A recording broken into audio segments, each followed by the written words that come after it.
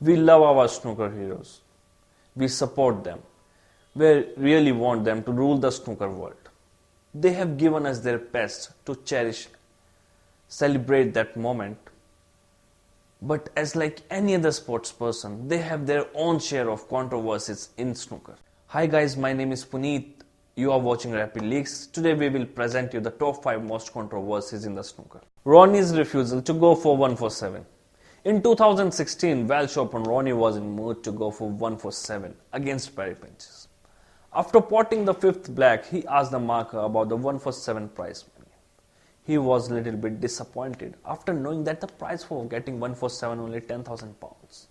In the past, it was 147,000 pounds, but it was abolished in the favor of rolling 147 prize during the 2010-2011 season. According to which, if a maximum of 147 is not scored, then the prize rolls over to the next event until somebody wins it. In protest to only 10,000 pounds, Ronnie carried on until he reached 104, where he potted the red to get on the position of the pink instead. Barry Hearn, the event promoter, as you can imagine, he was not happy with Ronnie. He criticized Ronnie for being unacceptable and disrespectful to the paying public for refusing the maximum and not giving his best to entertain. Especially to those who have not seen a maximum before, which is fair enough in my opinion, as well as because I too wanted to see Ronnie score another 147. Ronnie, on the other hand, felt that the prize was not worthy of a 147, saying that certain things have value and 147 is a special moment. He wanted it to feel special all around so as the next 147 can be more special. This drew controversy as to whether he was right, because it was too cheap and the coverage was blown completely out of proportion. Alain Robidoux, accusation of showboating. Ronnie was sky high in the frame, on course of leading 9-2 in his first round match in the 1996 World Championship, which Ronnie eventually won by 10-3. The controversy began when he started playing with his opposite hand on the colours for a bit of exhibitionism. But opponent Alain was having none of it. Despite Ronnie eventually missing the brown, Alain made his point perfectly clear by carrying on with the frame. Despite being 75-22 behind, even when he accidentally fouled himself, clearly feeling as he was not being treated with the respect he thought he deserved.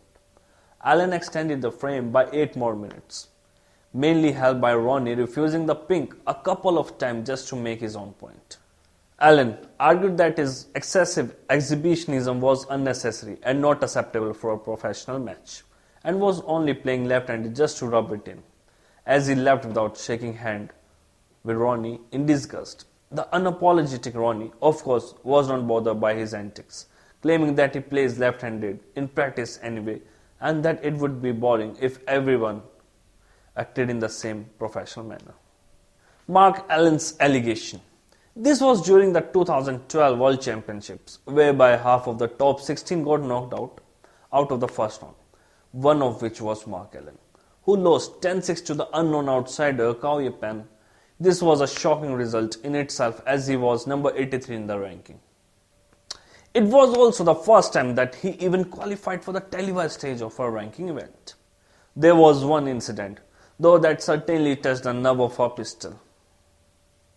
Cao was leading 6-5 when Alain claimed Cao pushed the cue ball and failed to declare a foul on himself when referee Paul supposedly missed to see it happen.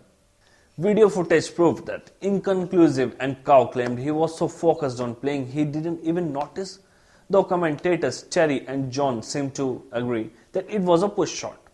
Alain then blasted this behavior as disgusting, even went on to say that it's very sad that the state of snooker if it has to go down to that, but it's not the first time. Marco Fu and Liang Wambo have been known for it in the past, so maybe it's just the Chinese players.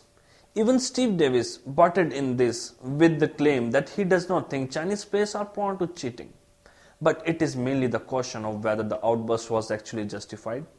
Peter Ebdon and Ronnie in a frame. The 2005 World Championship match between Peter and Ronnie is famous for being infamous. Two completely different characters with two completely game strategies. One that vaults across the green base and another one who sweats a pint of blood with every shot.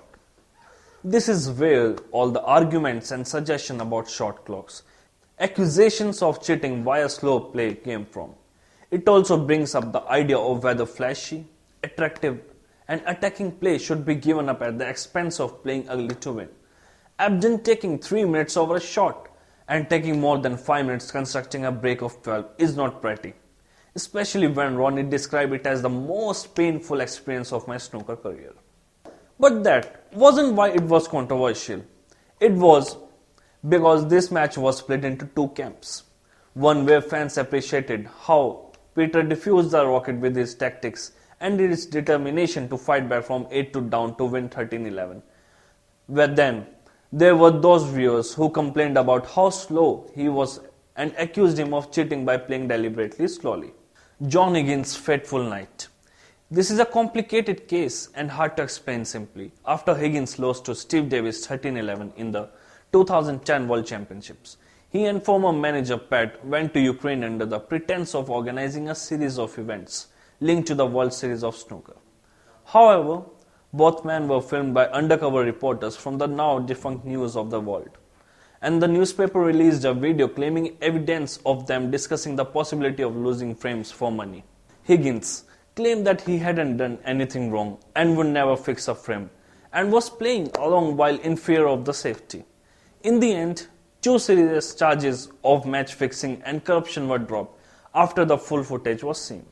But Higgins was still suspended for 6 months and fined due to failing to report the meeting to the board, as well as giving the impression that he might breach the betting rules, something that has been dodging the sport for years.